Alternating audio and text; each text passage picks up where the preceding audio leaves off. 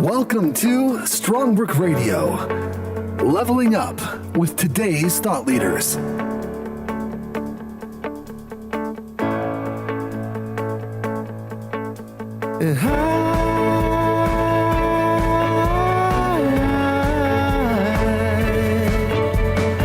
What you're about to hear are powerful insights, entertaining stories, and life-changing principles from some of the most innovative minds in the world today. This is Strongbrook Radio. All right, well, welcome everybody. Again, this is Stephen Michael Miller with Strongbrook Radio. So glad to have everyone here tuning in again. If this is your first time, however, I want to say a huge welcome to you. So glad to have you here with us and joining the Strongbrook family. We are so passionate about what we're doing here in giving information to individuals to help them truly change their lives. And so if this is your first time tuning in, I just want to say welcome. Make sure you've got something prepared for yourself. Make sure you got a pen and paper, or you've got a computer or an iPad or whatever you use to take notes, because we are going to be going over some information that you will be able to implement literally today. Things that you can take right now and put into practice so that you can start seeing the results that you've always wanted to see. This is really what Strongbrook Radio is all about. Now, we are so blessed because we get to interview individuals that are some of the top leaders in their industries, individuals that are making massive waves in what it is that they're bringing about to the world. And we get to interview them. We get to get real for a moment, really just kind of open up their minds and see how they work, because the reality of what they've been able to do is they've been able to find solutions to problems that oftentimes we all face. And now they are here to teach us how to overcome those, or to implement some of the solutions to those problems. So I'm so excited for what we've got here going on today. And I'll tell you, first of all, as every week, we get to just talk with some amazing individuals that have got phenomenal backgrounds. Today is no different. I've got a gentleman that I've got to know over the past many years, who is a great friend of mine. Someone that I've been working with actually here at Strongbrook for a number of years. And this is a gentleman I want to give a proper introduction to, a gentleman by the name of Anthony Andelin. And Anthony Andelin has been involved with us for 7 years now. He's worked with over 3,000 clients one-on-one, with net worths ranging from $1 million to $30 million in assets. He's been Strongbrook's top project manager for the last 2.5 years, and he focuses his work on generating results for the client for any kind of investment that they're looking to really put their money into. He wants to make sure that what they're doing is a wise investment for them, of course. And so he focuses on putting them in the proper place, making sure that what they're doing is the right thing, and connecting them with the right people as well. Now, Anthony Andelin is 36 years old. He's been married for 10 years, and he's got a 6-year-old son, a 4-year-old daughter, and a 4-month-old son. He loves to travel. He's been to 39 states and 9 countries, and he's so much more than that. I'll tell you, he is the glue of Strongbrook here, and he keeps us all doing the right thing. So, Anthony Andelin, are you there? I am. Awesome. Hey, great to have you here on Strongbrook Radio today.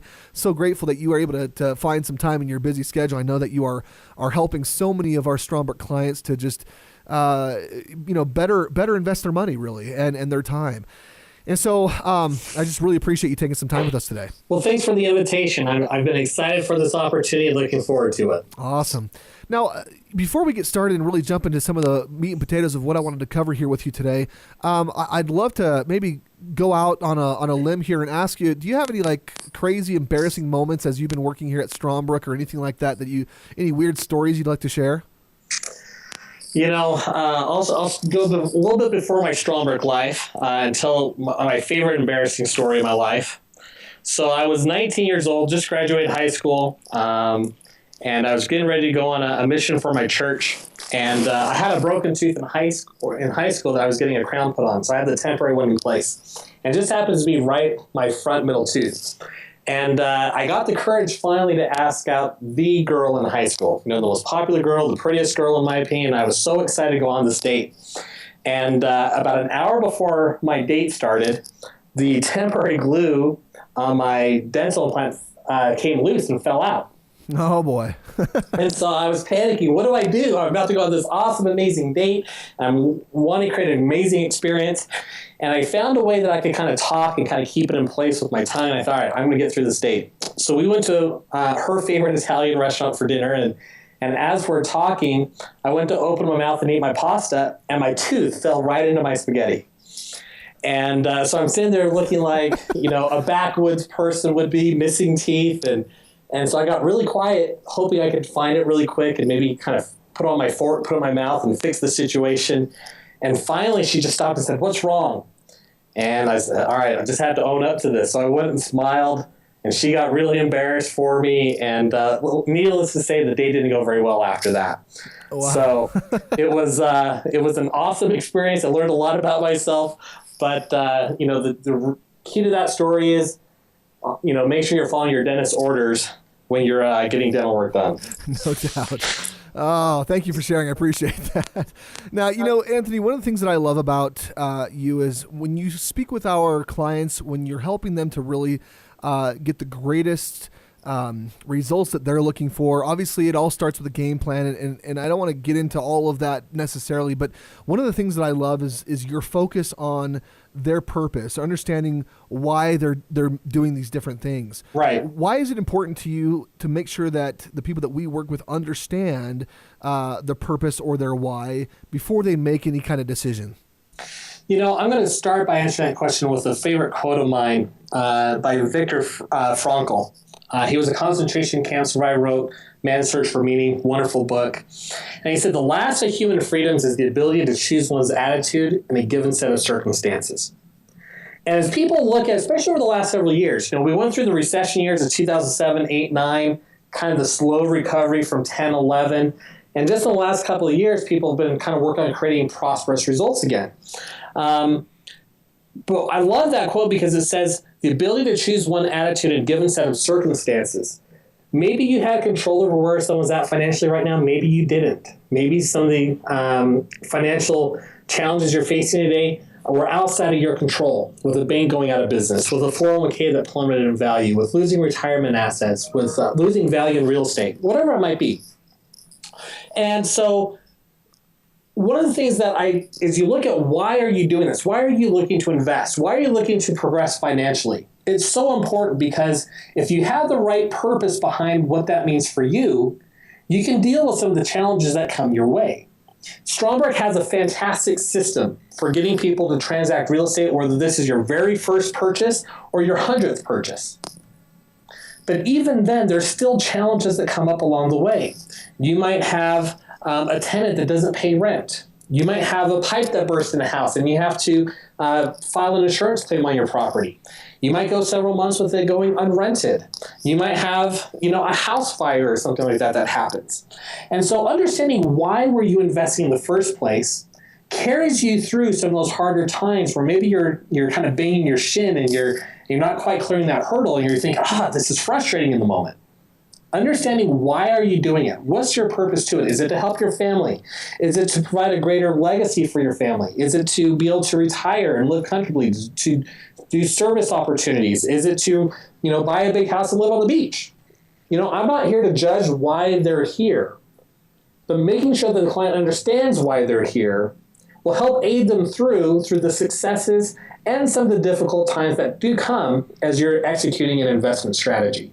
Yeah, no doubt. And I appreciate the fact that you brought up Viktor Frankl because he, I've read that book. It's amazing. Actually, I'm trying to work my way through it in German because I speak German. And anyway, what an amazing book and the concept. And for anyone that has never read that book, really, I highly recommend it. I know Anthony, you would as well, because it really helps us to understand that no matter what our circumstances are, we are in control of our minds. We're in control of our attitudes. But what you touched on here, which I think is so important, is understanding. Is really understanding that we can choose our attitude, and knowing why do we want to be there, why we're doing that. I mean, for Viktor Frankl, he was in a concentration camp and he had to figure out the purpose for living. He looked around him and all over the place there were people that were dying, and literally he would he said that he got to the point where he could tell when an inmate, when one of the concentration camp, one of the individuals in the concentration camp, he could tell when they decided that they no longer wanted to live. The moment they made that choice, he's like, we could almost to the day know when they were going to pass away. And it was that choice, that attitude, that ability to control what it is that they want to do, but they knew that why. And so he had to figure out why he wanted to live. And he did. And that really was one of the main drivers for him to be able to survive that whole ordeal and write about it afterwards. One of the things, and I love what you just said that ties into that, in the book he mentions that the meaning for someone's life differs from person to person and from day to day and even hour to hour sometimes. And he said if you're kind of viewing life in this general grand sense, you might get lost when you hit challenges. But sometimes we have to change the meaning to a specific moment. What's my meaning for right now? And for him in that concentration camp, it was the ability to say, you know what, I've had freedoms taken away. I'm in prison. People are choosing to kind of give up. And for him, it was choosing that moment to say, I'm going to keep going. I'm going to choose to live right now. Right. And that is so empowering to me to say, it doesn't matter how bad or bleak your perspective might be. You still have the power of choice to choose what are you going to experience in that moment. Yeah, no doubt. So what I want to do, I want to get clear on how you're able to help so many people because you have been with us for such a long time and have been able to provide so much value to the Strongbrook clients as they've moved forward. One of the things that you teach is human life value. And I think I'd like to get back to that in just a second. I just wanted to seed it here real quick and let people know that we're going to get there. But before I do, I believe that some of our greatest power comes from some of our biggest challenges. And being able to draw from the things that we learned in those kind of circumstances really helps us in a powerful way, and it allows us to affect other people's lives in a really powerful way. Would you mind talking about maybe one of the greatest challenges that you have faced and how you were able to overcome that, and maybe even how you use that now as you're helping other people? Yeah, absolutely. And that ties in perfectly with what we're going to get into in a couple of minutes with that human life value conversation. But back when I was 22 years old, I was a sophomore in college on a Friday night getting ready to go out with some friends. And as I was going out, we were in the back seat of this car. There were 5 of us driving to a movie. My roommate who was driving as we were crossing and exiting our apartment complex, didn't see another driver coming. And that person happened to be on a date. And as he was conversing with his date, really wasn't paying attention to the road and seeing us coming. And as we were crossing that road, we were T-boned in this little sedan by this SUV going about 45 miles an hour at a straight impact. And I remember thinking as I was getting ready to go, I didn't really want to go out that night. My friends convinced me. And I've always been a pretty optimistic person. I learned that from my mom. My mom, before she passed away in 2007, went through cancer 5 times. She was in the hospital 35 times in her life. And always had this amazing positive outlook that helped her get through those kind of tough medical times. So this accident occurs, and in that moment, I feel a lot of pain. And I don't know what's going on. Some of the other people were panicked, and I thought, all right, let's just try and calm down the situation a little bit. It only took about 60 seconds for the first responders to arrive on the scene, but it took 30 minutes to cut us out and extract me out of that car. Along the way, I was in the back middle seat. They get the other passengers out. The paramedic asked me how I'm doing, and I said, well, now that everyone's gone, I said, I'm hurting here and here. I can't move. I can't breathe.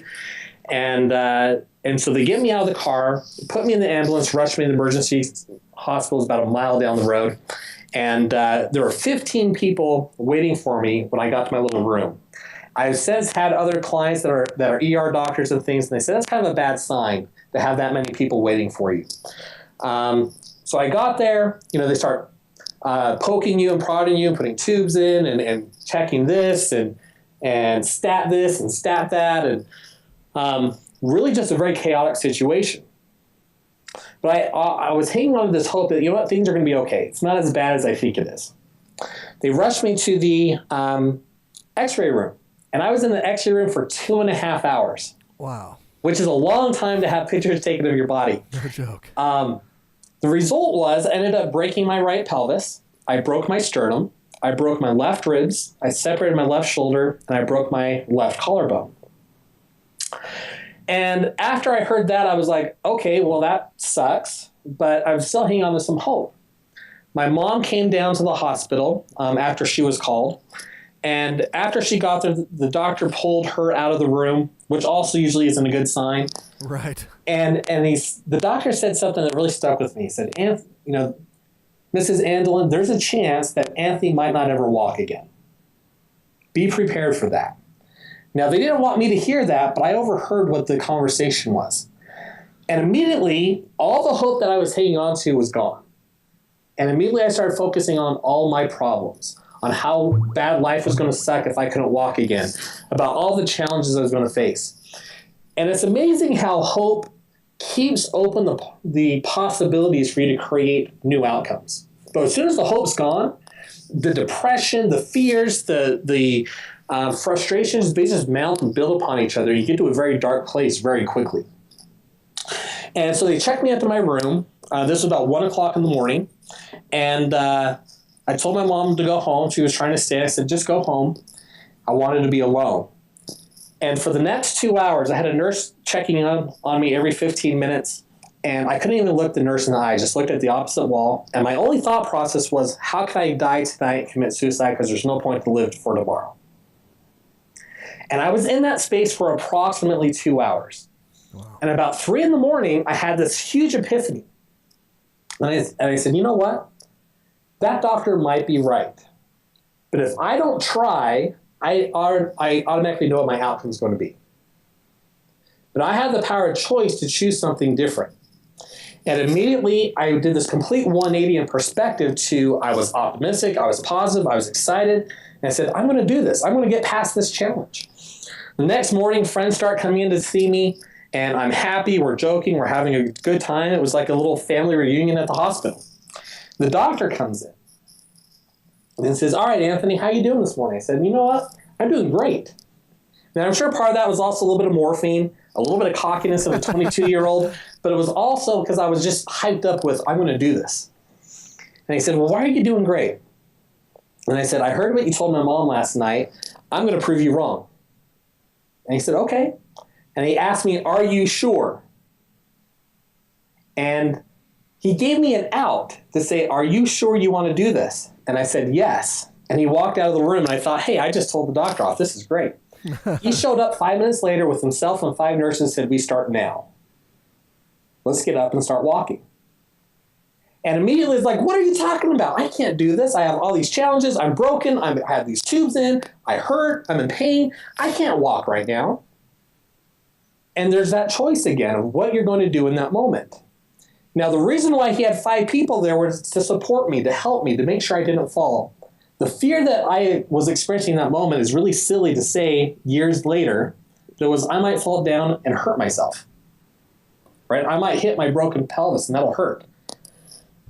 So the reason why I had people there to support me was to catch me when I fell. I took about 1.5 little shuffle steps. I started to collapse. They caught me. I didn't hurt. They carried me back to bed. 2 hours later, they came back and said, we're doing it again. And over the course of 4 days, I'd made enough progress to be checked out of the hospital. Now, I wasn't walking yet. That took 8 months of therapy, 2 to 3 times a week, 3 to 4 hours a session to get to that point where I was 100% recovered. When I was going through that therapy process, I went every single time, but I wasn't committed every single day I went. There were days I had rough days, and it was just enough to show up. And I started thinking about, all right, how does this apply, and what am I learning from this? And I learned as you kind of look at, and we'll talk about this more in a second with human life value, but the steps that we're willing or not willing to take yield results. And you have the power to choose, just like Viktor Frankl said, what do you want to happen? What's your attitude in a given set of circumstances? And so as I look at that challenge, it was one of my greatest challenges, but also one of the greatest teaching moments and life tuitions I've had in this life to say, what do I want to create in my life? Wow. I tell you, what a powerful lesson. And I think this is a lesson, that we can all take home. And whether we have experienced that kind of circumstance or challenge or trial or not, we can definitely learn from it. And the reality, the truth that you're talking about here, which is that we truly have choice. And I love what you said there. You said no matter what it is that we choose to do with those steps, there's going to be a result. There's going to be an outcome. Maybe I heard that wrong, or maybe I internalized that wrong, but that's kind of what I took from it, is there's going to be a result. There's going to be an outcome. Whether we choose to do something about it or choose to do nothing about it, it's going to yield an outcome. So we might as well work towards what it is that we actually want. So you train about that human life value. We've mentioned it a few times. Let's talk about what human life value is and how we can use that in our daily lives. Yeah. So it's a concept, human life value, where you say, what is the value that I possess? And life insurance companies try and quantify this based off of income and future earning capacity on what they might cover in a death benefit, right? If you're getting a divorce, an attorney is going to look at you and say, hey, what type of earning capacity does each spouse have, and how does that impact settlements and things, right? Typically, the world focuses on the financial aspect of this, and that's part of it, but really it's getting clear on what makes up you. What's the value that you possess? I love that quote. I forget who said it initially. I know it's been requoted many times. That said the most wealthiest place on earth are cemeteries, because there lie all the unfulfilled dreams, ambitions, companies, products, inventions that were never brought to pass. When you look at the value that you possess, it's truly an infinite number or an infinite worth. And so when you look at that and start breaking it down, you start looking at what makes up you. Many times you've heard that you're your greatest asset. You're your greatest liability. And those are both true. When you start looking at what is it that you value, what makes up you? What is it that are your greatest strengths and abilities that other people are drawn to, that create value in the marketplace, that bring compliments naturally from others? In that same introspection, it's also looking at what are your greatest liabilities that stand in opposition to your greatest strengths.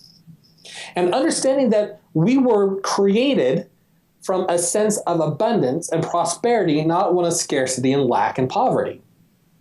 Those are results that are created because of choices that we make and how we choose to view ourselves.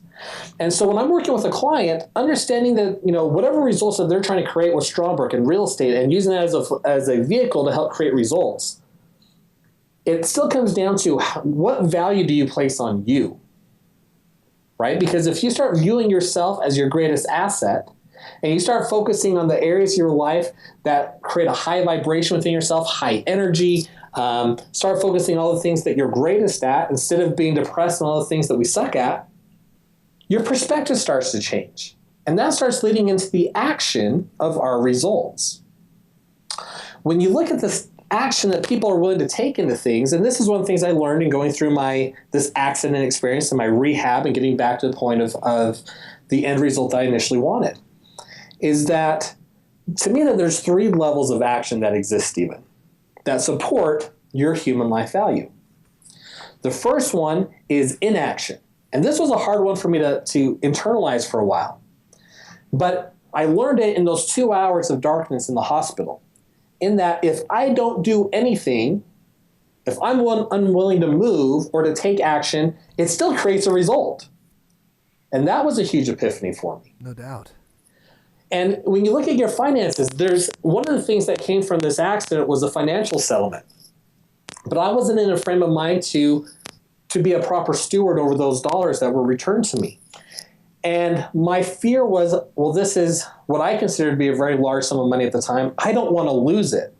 And so I didn't do anything with it. I kind of was this hoarding mentality. And guess what happened within a couple of years? It was gone. Yeah. Right? And I was trying to go back and think, where did this money go? And I couldn't even really track it to anything large or substantial.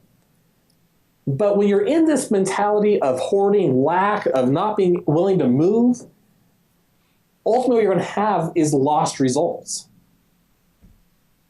The second one of those then, if you look at the second level of action, is where you kind of get into active action, is what I call it, where you fool and lie to yourself that you're doing things productively, but ultimately the results never come.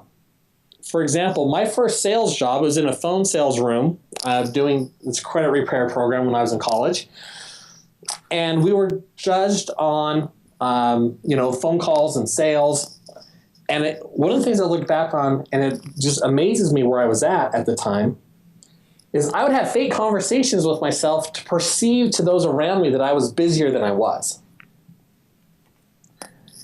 And so I was talking on the phone. Other people thought I was really busy. And sometimes we think that busyness equals awesome results, right? Yeah. This is the person who goes to the gym and says, I'm paying for a gym membership, right? Which is a good action. I'm physically going every day, which is a good action. But when I get there, I'm only on the treadmill for 5 minutes warming up, then I go get a drink. I go see my friend, we talk for a minute. I do one set of bench press, then I go talk to somebody else, right? I go do one set of squats, and then I go get another drink, and then I get my protein shake and go home. I paid for the membership. I physically went to the gym, right? Maybe I broke a sweat a little bit. And you lie to yourself thinking, wow, I had this awesome workout today. 2 months down the road, you say, how come I haven't lost any weight? And it's because we lie to ourselves that the actions we're taking are what we perceive to be productive when really you're just busy and spinning your wheels and you're stuck. That leads to that last level of action, Stephen, which is what I call productive action, which is doing the steps that are necessary to create the results, right? I make those extra phone calls to get those sales. I have the extra conversations. I stay later than other people do. I get to the gym earlier. I actually stay for a full, healthy workout, right? I might have to change maybe my sphere of influence a little bit. Maybe people aren't supporting me with where I'm headed. And unfortunately, I might have to say this relationship isn't supporting me with where I'm going, right? But you're willing to do what's necessary. And that's what productive action is. Nothing's going to stand in your way of getting what you want. Now, in my therapy, after my car accident, I never went into inactive. I always was in action. I was always doing it, right? But there were days that I just went through the motions with my therapy, which didn't yield any real results. Most of the days, though, I was in that productive frame of mind where I was able to progress and make progress and get to where I wanted to be. And so when you understand the value of who you are, the more value you perceive in yourself, the more productive action you're going to take. Because one, you're tapped into one of the greatest strengths and abilities that you have. And two, you're focused on why you're there doing it, right? That purpose that we talked about at the beginning, Stephen. And ultimately then, as you start making productive action and steps, and you're bringing on team members and people to support you, when the challenges come, you're ready to face them and move past them because it's a small hurdle in getting past that challenge to your ultimate result or reward or prize that you're working for. Yeah, makes sense. So how do you, if you're finding yourself in inaction or you're finding yourself in active action, how do you make that jump? How do you say, okay, first of all, I think you have to probably recognize it, but how do you make that jump from active action or inaction to productive action? That's a great question. And one of the biggest challenges in that. So you're right. First step is you have to know where you're at and actually be honest with yourself. Again, so many times we lie to ourselves to think that we're better off than we actually are. Another example early on after I got married and I was kind of venturing off into this entrepreneurship, I got down to the point where I had spent the last dime in my bank account and actually went a little negative for the first time in my entire life.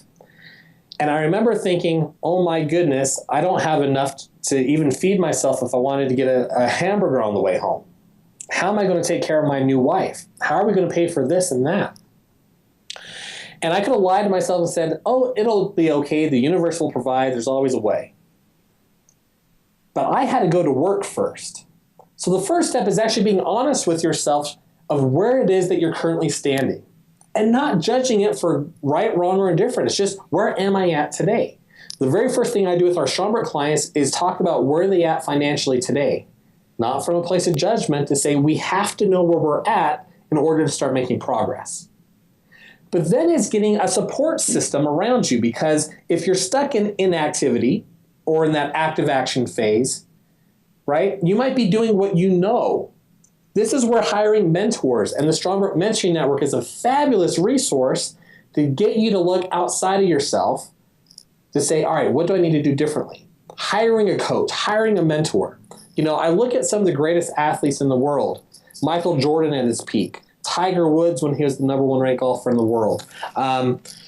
Baseball hitters. They all have coaches around them, and not just one or two, but 4, 5, 6, because each one sees something differently to make adjustments to achieve optimal results. One of the greatest resources our clients have at Strongbrook is a project manager who's not emotionally tied to their situation, to their finances, to what they've been doing in the past, but can say, where are we at today? Where do you want to go? How do we start taking productive steps to get there, right? It's education and learning how to leverage resources that we have in our life differently. And not just money, but time and resources and capital. And can we take some of that information and say, hey, I know Stephen Miller. And Stephen Miller, I know, is a very well-connected person. If I tapped into Stephen and let him know what I'm trying to accomplish, he might be able to help me. Or he might be able to put someone else in my path that can help me. Relationships are one of the greatest assets we have to leverage differently than we have in the past to help achieve different results. And so that's how I found what works for me, is that I need to hire people to be with me, to mentor, to allow me to start progressing and getting past my current frame of mind. I love that. Great thoughts. Well, Anthony, we're winding down here to the end of the show, and would love to just hear maybe some final thoughts. What are some things that you'd love for people to be able to take home today to implement right away that can help them really just get closer to becoming who it is that they want to be? Really what it comes down to is going back is, what is it you want to accomplish? Getting clear on what it is you want. Second, getting clear on where you're starting from. And again, don't judge it as right or wrong or good or bad. It's just, this is where I'm at today. But having the courage to start taking action to move and get past it is so important. As you look at Strongbrook, that might be starting out with a MAP PSA. Maybe it's not the one you want yet, but it's a start, right? It's an investment in yourself. Signing up for the Mentoring Network is a fabulous start. It might be the most that you've ever invested in yourself at $99 a month, or signing up for the free app that you're going through and viewing on a daily basis. But that's the start that's going to start moving you out of your current circumstance. And then having the courage not to give up, Stephen. You and I have had many conversations about this. I was thinking about our last drive to Idaho that we had together, is the ability to say, you know what, I'm going to keep going. Because it doesn't always come easy, it doesn't always come quickly, but I'm going to keep going and persevering until I start seeing substantial results coming.